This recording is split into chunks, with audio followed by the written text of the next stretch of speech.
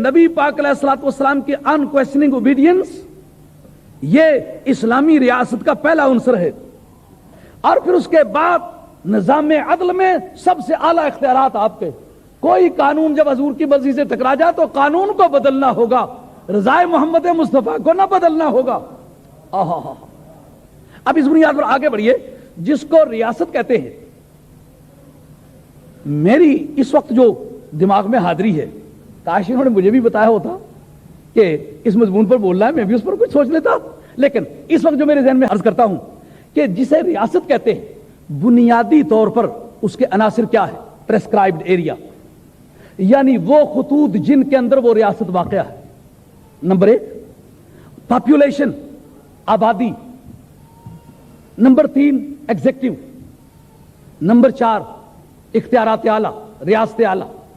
اب نبی پاک علیہ الصلوۃ والسلام کی اسٹیٹ کا اصولی طور پر جائزہ لیتے ہیں کہ سرکار کی اسٹیٹ کا پریسکرائبڈ ایریا کون سا ہے، کہ یہ پتہ چل جائے کہ اللہ کی بارگاہ سے سرکار کو کس حکومت کا فرمانروا بنا کے بھیجا گیا ہے. اللہ کریم فرماتے ہیں تبارک الذی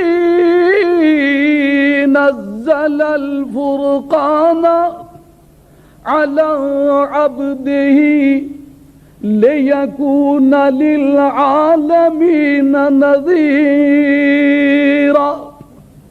قرآن مجید یار کتنی لذت والی شاہ پروردگار عالم نے بھیجی ہے. ہاں تبارک الذی، برکت والی ہے وہ ذات، نزل الفرقان، جس نے تھوڑا تھوڑا کر کے، باب تفیل ہے نا، اس میں تکرار اور استمرار ہوتا ہے، تھوڑا تھوڑا کر کے نازل کیا قرآن مجید کو. نزل الفرقان، فرقان، حق اور باطل میں امتیاز کرنا. مولانا ضرورت پڑے تو نام بھی لیا جا سکتا ہے. فرقان، حق اور باطل میں تمیز. یہ ہر وقت نہیں لیا گیا، لیکن جب ضرورت پیش آئی تو کہا تبت یدا ابی لہب. کبھی کہا تھا کل یا ایھا الکافرون، کہہ دے او کافر جنرل. ہاں لیکن جب ضرورت پڑی انگلی رکھنے کی، فرمایا تبت یدا ابی لہب. جس درجے کا مجرم ہو اس درجے کی اس کو سزا ہوا کرتی ہے. یہ دیکھ لینا ہوتا ہے کہ کس کے نام لینے کی کہاں تک ضرورت ہے. ضرورت پڑے تو لیا جا سکتا ہے.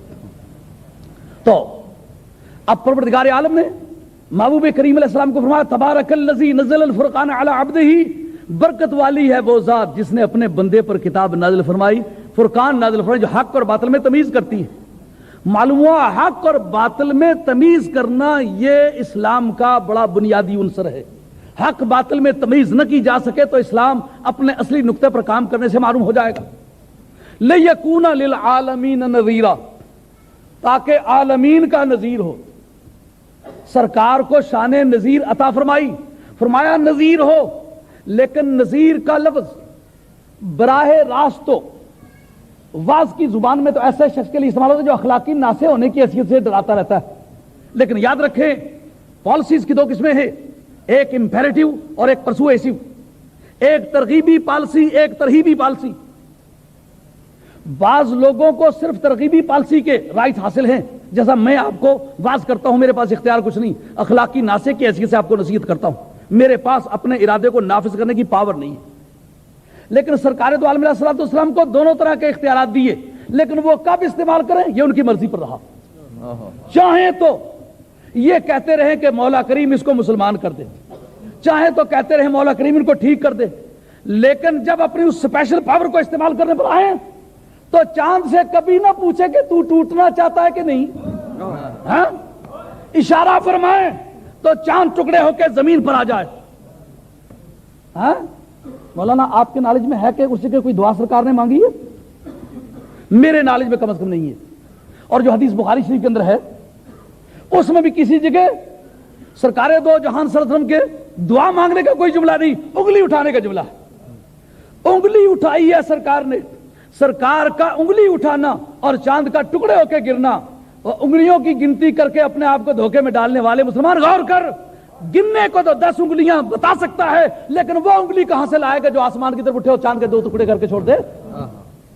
آسمان کے 2 ٹکڑے کرنے والی انگلی سرکار تاجدار مدینہ علیہ الصلوۃ والسلام کی ہے. اب یہ انکویسچننگ اوبیڈینس ہے. چاہے تو وہی اشارہ ہو جائے تو سورج پلٹ آئے، پر یہ سورج اور چاند کا کام ہے کہ وہ سگنل کو پڑھیں. یہ رسول کا اپنا سٹیٹس ہے، ما ارسلنا من رسول الا بلسان قومہ لیبین لہم. اس کے ماتحت صاحب مدارک نے لکھا ہے متکلم بلسان قومہ، یعنی یہ معنی نہیں ہے کہ ہم نے ہر رسول کو اس کی قومی زبان میں وحی کی ہے، بلکہ اس کے معنی یہ ہے کہ ہم نے ہر رسول کو جس قوم کی طرف بھیجا اس قوم کی قومی زبان جانتا تھا. چنانچہ مفتی احمد یار خان صاحب رحمۃ اللہ تعالی نے اپنے حاشیے میں اس مقام پر یہ دلیل قائم کی ہے کہ پوری کائنات کی بولیاں سرکار جانتے تھے، اور آیت یہی پیش کی، کیونکہ جس قوم کی طرف سرکار آئے اس کی بولی جانتے. تو اب ظاہر ہے جس کی طرف آئے اس کی بولی اس آیت کے مقتضا کے مطابق جانتے ہیں. تو سرکار چاند سورج ستاروں کی طرف بھی تشریف لائے، اس لیے چاہیے کہ ان کی بولی بھی جانے، پتا ہو. اب ستارے کو پتا ہے، سورج کو پتا ہے، چاند کو پتا ہے کہ سرکار کیا مانگ رہے ہیں. ایک مرتبہ انگلی اٹھتی ہے تو چاند ٹوٹتا ہے، ایک مرتبہ انگلی اٹھتی ہے تو سورج پلٹتا ہے.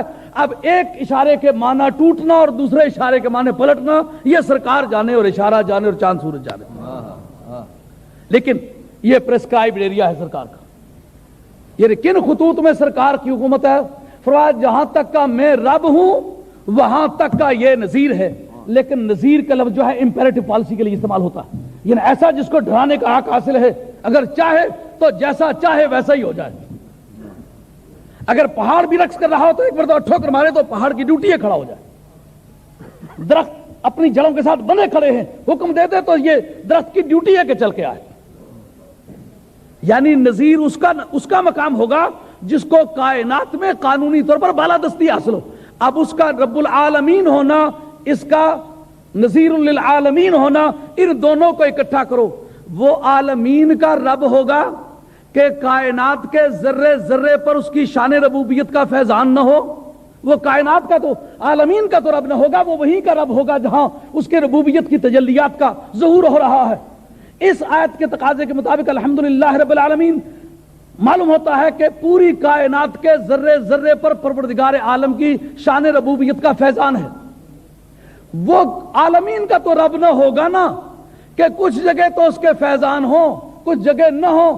جس طرح عالمین کا رب ہونے کے لیے چاہیے کہ کائنات کے ذرے ذرے پر اس کے پرتوے ربوبیت کا ظہور ہو، اسی طرح رحمت للعالمین ہونے کے لیے، نذیر للعالمین ہونے کے لیے یہ ضروری ہوگا کہ کائنات کے ذرے ذرے پر اس کی قانونی بالادستی ہو، کائنات کے ذرے ذرے پر اس کا پرتوے رحمت ہو، اس کی چادر رحمت پوری کائنات پر تنی ہوئی ہو.